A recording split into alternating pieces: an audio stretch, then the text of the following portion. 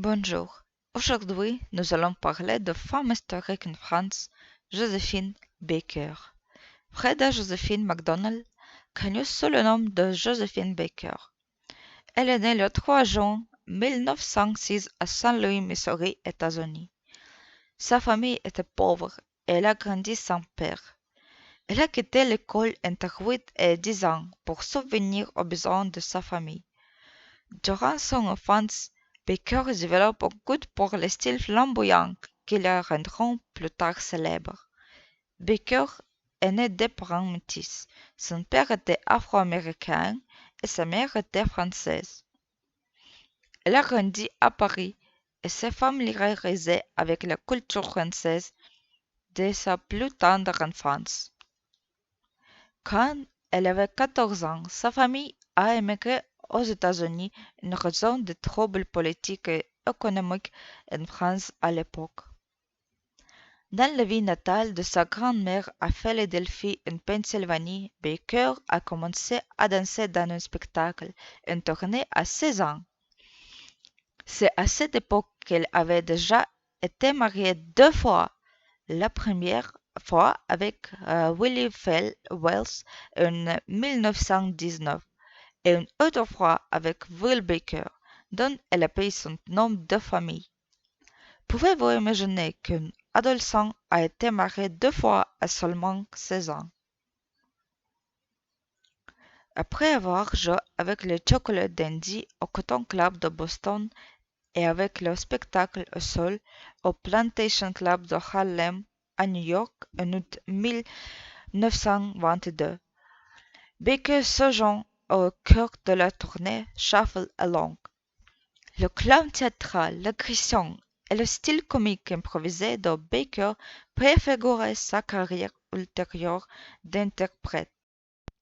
En plus d'être la première femme afro-américaine à jouer dans un film, l'une des premières artistes afro-américaines avec une distribution intégrée à se produire dans la salle de concert américaine et une interprète de scène récompensée, elle a également été la première actrice afro-américaine à faire les gros titres. Baker a joué pour les troupes françaises et américaines pendant la Seconde Guerre mondiale.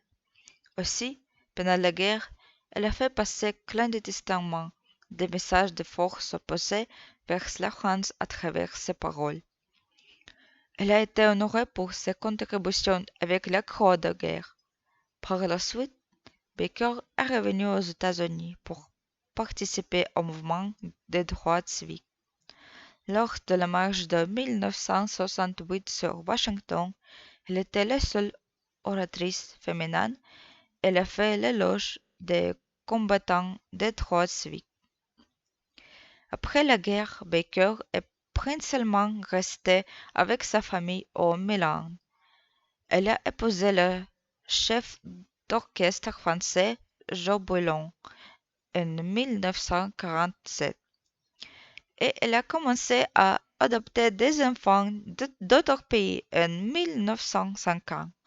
Au total, elle a adopté 12 enfants, devenant sa tribu arc-en-ciel et l'expérience de la fraternité. Elle a fréquemment invité des visiteurs afin qu'ils puissent voir ses enfants et constater par eux-mêmes que des personnes de races différentes peuvent coexister. Les performances de retour de Baker au Carnegie Hall en 1975 a été un succès. Elle a fait la première de plusieurs apparitions au programme en l'honneur du 50e anniversaire de ses débuts à Paris en avril au Théâtre Bobino à Paris.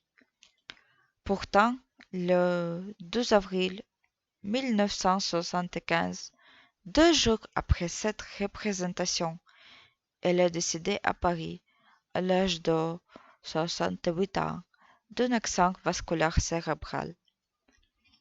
Près de 20 000 personnes ont envahi les rues de Paris le jour de ses obsèques pour voir le cortège.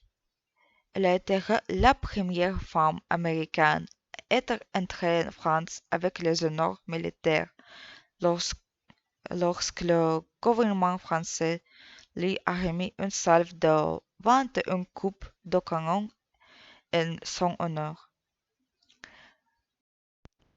Josephine Baker est considérée comme une figure emblématique et une pionnière de l'industrie du divertissement, ayant influencé l'avancement des droits civiques et la lutte contre le racisme à travers ses performances et son activisme. Son héritage continue d'inspirer les artistes et les militants du monde entier aujourd'hui, rappelant le pouvoir de l'art d'apporter des changements sociaux et de remettre en question les normes sociétales. Merci.